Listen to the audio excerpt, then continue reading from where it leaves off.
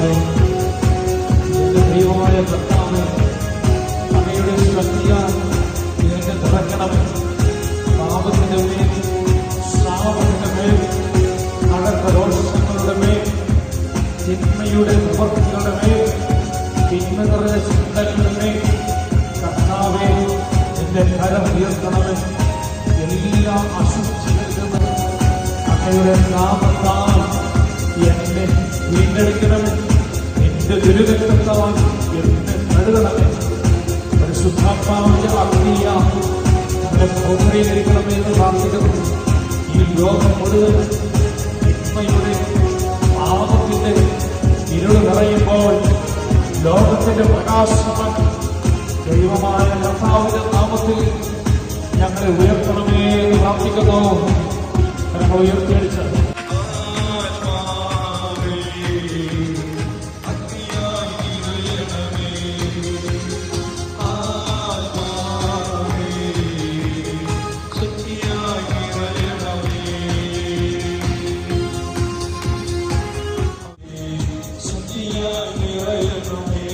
അഭിഷേകത്തോടെ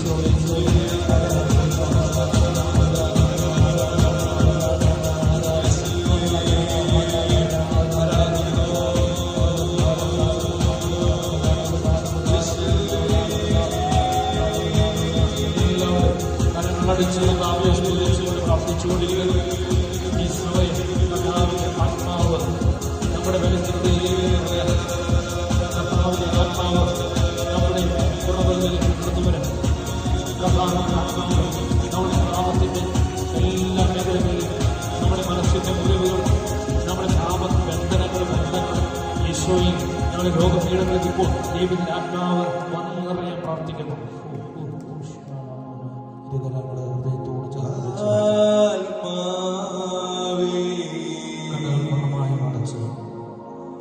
അഗ്നിയായി നിറയണമേ, ദാഹത്തോട് ദാഹത്തോട്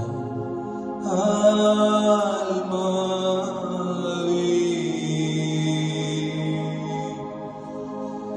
ശക്തിയായി നിറയണമേ. ഇരുകരങ്ങൾ ഹൃദയത്തോട് നമുക്കൊന്ന് ചേർത്ത് വെക്കാം. ഹൃദയത്തോട് ചേർത്ത് വെക്കുക. നെഞ്ചിനോട് നമ്മുടെ കരങ്ങൾ ഒന്ന് ചേർത്ത് പിടിക്കുക. ഈ കരങ്ങൾ ഇങ്ങനെ വെക്കുമ്പോൾ എൻ്റെ അവസ്ഥകൾ, ഞാൻ മാത്രം അറിയുന്ന എൻ്റെ ചില വേദനകൾ, ഞാൻ കടന്നുപോയിക്കൊണ്ടിരിക്കുന്ന ചില സാഹചര്യങ്ങൾ, നിരവധി തവണ ജീവിക്കുന്ന ദൈവത്തിൻ്റെ മുമ്പിൽ ഞാൻ കരഞ്ഞു പറഞ്ഞു, കർത്താവേ, ഇനി അങ്ങയ്ക്കെതിരായി, ഇനി അങ്ങേ ആത്മാവിനെതിരായി ഒരു തെറ്റും ഞാൻ ചെയ്യില്ല, മരിക്കുവാൻ പോലും ഞാൻ തയ്യാറാണ് എന്ന് പറഞ്ഞ് കുമ്പസാരക്കൂട്ടിൽ നിന്ന് പാപമേറ്റു പറഞ്ഞ് നമ്മൾ കർത്താവിന് മുമ്പിൽ ഒരു പ്രതിജ്ഞ ചെയ്തു.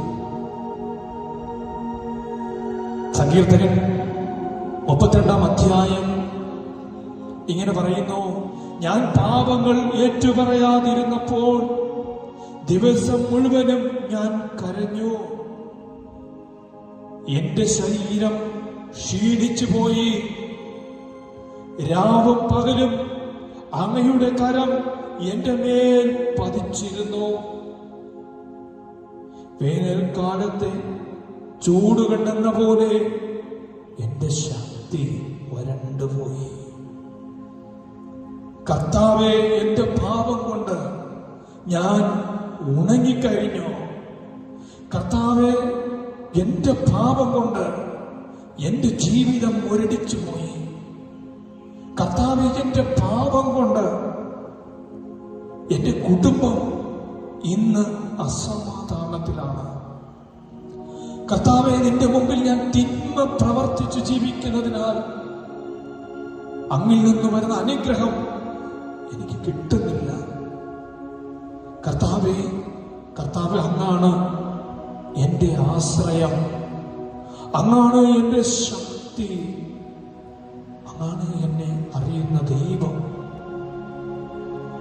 32-ാം അധ്യായത്തിന്റെ 5-ാമത്തെ വാക്യത്തിൽ സങ്കീർത്തകൻ പറയുന്നു: എന്റെ പാപങ്ങൾ അവിടുത്തോട് ഞാൻ ഏറ്റുപറഞ്ഞപ്പോൾ,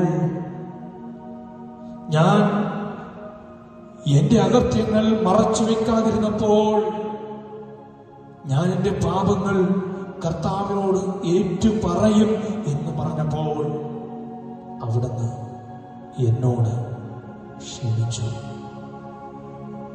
ആരെല്ലാം കർത്താവിന്റെ മുമ്പിൽ എളിമപ്പെടുന്നു,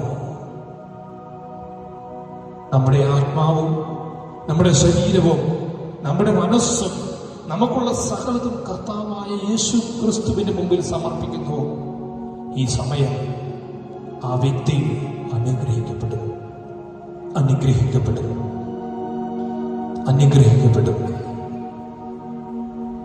സഖ്യൂസ് പറഞ്ഞു: കർത്താവേ, ആരുടെയെങ്കിലും വക എന്റെ കൈവശമുണ്ടെങ്കിൽ, ആരുടെയെങ്കിലും വക ഞാൻ പറ്റിച്ചെടുത്തിട്ടുണ്ടെങ്കിൽ അതിന് 4 ഇരട്ടിയായി ഞാൻ തിരിച്ചു കൊടുക്കും.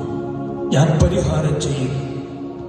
എന്റെ ഈശോയെ, ഏതെങ്കിലും വിധത്തിൽ നിന്നെ ഞാൻ വേദനിപ്പിച്ചിട്ടുണ്ടെങ്കിൽ, ഓ ദിവ്യകാരുണ്യമേ, ഏതെങ്കിലും വിധത്തിൽ എന്റെ വാക്കുകൊണ്ടോ പ്രവൃത്തി കൊണ്ടോ അങ്ങ് മുറിയാൻ ഇടയായിട്ടുണ്ടെങ്കിൽ ഈ സമയം കണ്ണുനീരോടെ ഞാൻ അങ്ങയോട് മാപ്പ് ചോദിക്കുന്നു. എന്നെ ഒന്ന് തുടങ്ങമേ. എനിക്ക് നഷ്ടപ്പെട്ടു പോയ കൃപകള്, എനിക്ക് നഷ്ടപ്പെട്ടു പോയ ഫലങ്ങള്, എനിക്ക് നഷ്ടപ്പെട്ടു പോയ ദാനങ്ങള് ഇപ്പോൾ എന്നിലേക്ക് ചൊരിയണമേ. കണ്ണുനീരോടെ നാം പ്രാർത്ഥിക്കാം. പ്രിയപ്പെട്ടവരെ, ഈ ദിവസം ഒരു സ്ത്രീ ഇങ്ങനെ പറഞ്ഞു: ഒരു കാലത്ത് എനിക്ക് നല്ല ദർശനങ്ങൾ ഉണ്ടായിരുന്നു. ഒരു കാലത്ത് ദൈവത്തിന്റെ പരിശുദ്ധാത്മാവ് എന്നോട് സംസാരിച്ചിരുന്നു. എന്നാൽ ഞാൻ പതുക്കെ കർത്താവിൽ നിന്ന് അകന്നപ്പോൾ, എന്റെ പ്രാർത്ഥന ജീവിതത്തിന് പലവിധ തകരാറുകൾ വന്നപ്പോൾ, ഞാൻ പ്രാർത്ഥനയിൽ തീഷ്ണത കാണിക്കാതെ വന്നപ്പോൾ, ഞാൻ വിശ്വാസത്തിന് വില കൊടുക്കാതെ വന്നപ്പോൾ, ഞാൻ വിശുദ്ധിക്ക് വില കൊടുക്കാതെ വന്നപ്പോൾ, ഇന്ന് ഉണങ്ങി വരണ്ട ഉണക്കമരം പോലെയാണ് ഞാൻ. ഇന്ന് ഉണങ്ങിയ അസ്ഥി പോലെയാണ് ഞാൻ. ഇന്നെനിക്ക് മനസ്സിലാകുന്നില്ല, എന്റെ ജീവിതം ദുരിതമാണ്, എന്റെ ജീവിതം കണ്ണുനീരാണ്, എന്റെ ജീവിതം വേദനയിലാണ്. പ്രിയപ്പെട്ട മക്കളെ, നമ്മൾ സന്തോഷിക്കാൻ, നമ്മൾ ആനന്ദിക്കാൻ, നമ്മൾ ആഹ്ലാദിക്കാൻ ദൈവം നിനക്ക് ഓഫർ ചെയ്തിരിക്കുന്നത് അവിടുത്തെ ആത്മാവാണ്. പാപത്തോടെയുള്ള ഒരു ജീവിതത്തിൽ പരിശുദ്ധാത്മാവിന് പ്രവർത്തിക്കുവാനായിട്ട് സാധിക്കില്ല. ആരെല്ലാം കണ്ണുനീരോടെ ഈ സമയം അനുദപിക്കുന്നു, ആരെല്ലാം കർത്താവിനെ എളിമപ്പെടുന്നു, അവരിലേക്ക് ഇപ്പോൾ ഇപ്പോൾ കർത്താവ് തന്റെ ആത്മാവിനെ വർഷിക്കും. ജോയൽ പ്രവാചകന്റെ പുസ്തകം 2-ാം അധ്യായത്തിൽ ഇങ്ങനെ പറയുന്നു, അവസാന നാളുകളിൽ ഞാൻ എൻ്റെ ആത്മാവിനെ എല്ലാ മനുഷ്യരുടെ മേലും വർഷിക്കും. എന്റെ ദാസന്മാരുടെ മേലും ദാസികളുടെ മേലും അവിടുത്തെ ആത്മാവിനെ നൽകും. അവർ വിവിധ ഭാഷകൾ സംസാരിക്കും. പരിശുദ്ധാത്മാവ്, നീ പാപം ഉപേക്ഷിക്കുന്ന ഈ സമയം നിന്റെ ആത്മാവിൽ, നീ ജീവിക്കുന്ന ഈ ശരീരത്തിൽ, നീ താമസിക്കുന്ന നിന്റെ ഭവനത്തിൽ, നിന്റെ വസ്തുവകകളിൽ, നിന്റെ മക്കളെ ഇപ്പോ കർത്താവിന്റെ ആത്മാവ് ഇറങ്ങും. വിശ്വസിക്കുന്നവരുടെ കൂടെ ഈ അടയാളമുണ്ട്. ഇത് കർത്താവിന്റെ വാഗ്ദാനമാണ്. കാണാൻ പറ്റാത്ത ഒരു കാറ്റ് ഇവിടെ ഉണ്ടെങ്കിൽ, കാണാൻ പറ്റാത്ത ഒരു സ്മെല്ല് ഇവിടെ ഉണ്ടെങ്കിൽ, കാണാൻ പറ്റാത്ത ഒരു ആത്മാവ് ഇവിടെ ഉണ്ട്. ഇതാ നീ ആയിരിക്കുന്ന പരിശുദ്ധമാണ്. മോശയോട് കർത്താവ് പറഞ്ഞു, മോശ, നീ ആയിരിക്കുന്ന സ്ഥലം പരിശുദ്ധമാണ്. ഇതാ മോശയുടെ കർത്താവ്, അഗ്നിയുടെ നടുവിൽ നിന്ന ദൈവം ഈ ആലയത്തിൽ ദിവ്യകാരുണ്യമായി ഈ വിളക്കുകളുടെ നടുവിൽ നിനക്ക് വേണ്ടി എന്നെയും നിന്നെയും അഭിഷേകം ചെയ്യാൻ ഇറങ്ങി വന്നിരിക്കുന്നു. നമുക്ക് വിശ്വസിക്കാം, നമുക്ക് പ്രാർത്ഥിക്കാം, നമുക്ക് ഹൃദയം തുറക്കാം. ഓ കർത്താവേ, അങ്ങ് എന്നെ തൊടണമേ.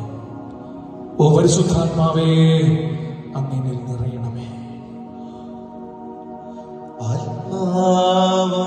ദൈവമേ വരണേ, എന്റെ ഉള്ളിൽ വസിക്കാൻ വരണേ. ചേർന്ന സമയത്ത് ദാഹിച്ചു നിന്നെ ഞാൻ തേടുന്നു, സ്വർഗം തുറന്നിറങ്ങി വരണേ. ആത്മാവാം ദൈവമേ വരണേ, പ്രാർത്ഥിക്കാം. എന്റെ